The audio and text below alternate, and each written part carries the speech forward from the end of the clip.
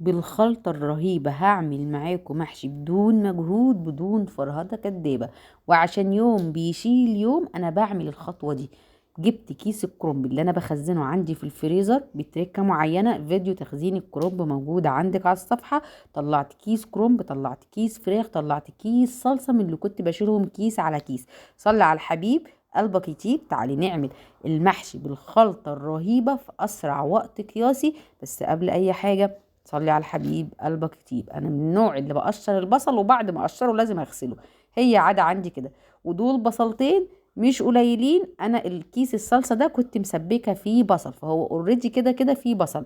بملى الحله بتاعه الفراخ او المرقه وبنزل بيها بشويه بصل فيها وشويه بصل في الزيت عشان كمان ادي افك معاها كيس الصلصه اللي هنعمل بيه المحشي. هي كده كده فيها بصل، محدش يقول لي حاطه بصلتين ازاي، هما مش بصلتين بالمناسبه، هي بصلايه واحده عشان الصلصه فيها البصل بتاعها.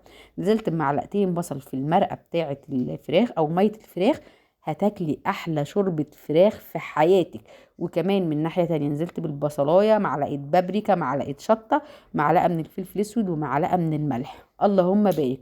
وكيس الطماطم اللي انت كنت مجهزاه اليوم زي ده هطلعه، وكمان نزلت عليه بطماطميتين مبشوره حلوه جدا. التركه دي هتعجبك، مش هياخد وقت في التسبيكه عشان هي اوريدي كانت خلاص مسبكه قبل كده وجاهزه.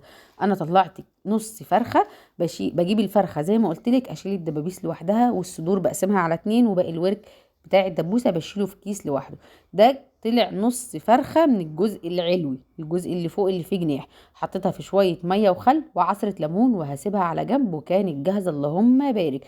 من ناحيه تانية مسكت كيس الكرنب كان متلج، هبدأ اشطفه بميه دافيه تحت الحنفيه 3 4 مرات، وهحطه في مصفى عشان ينزل كله ميته.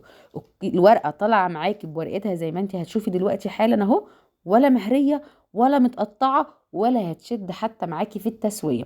التركه ان انا سلقت الكرنب بمكون موجود الفيديو كامل على الصفحه. صلي على الحبيب قلبك يطيب. هشطفه مرتين وهحطه في المصفى يتصفى، وادي الكرنب جاهز. نيجي بقى للتسبيكه، بس حاولي على قد ما تقدري تتاكدي ان الكرنب كله ساح عشان ما تقطعهوش وانتي بتفكيه من بعضه. انا هنا خلاص الكرنب بصفيته، التسبيكه اتسبكت، شايفه اللون والريحه، اللهم بارك. وكنت جايبه برضو شويه حاجات بميزانيه 300 جنيه موجوده على الصفحه، كنت جايبه معاهم خضره. بص الخضره اللهم بارك، مع شويه كيلو الا ربع رز، مفيش ولا احسن ولا اروق من كده. ده في بيتك، وسع على نفسك انت والعيال، ما تحسسهمش بالغلا اللي احنا فيه، كلنا قرفانين من الغلا ومع ذلك بنحاول ونسعى ونجتهد. الريحه بقى مش قادره اقولك، لو انت قريبه تعالي كلي. صلي على الحبيب قلبك يطيب. هقلب الخلطه دي كلها وهروح حالا الفها. تمام تمام، يلا بينا.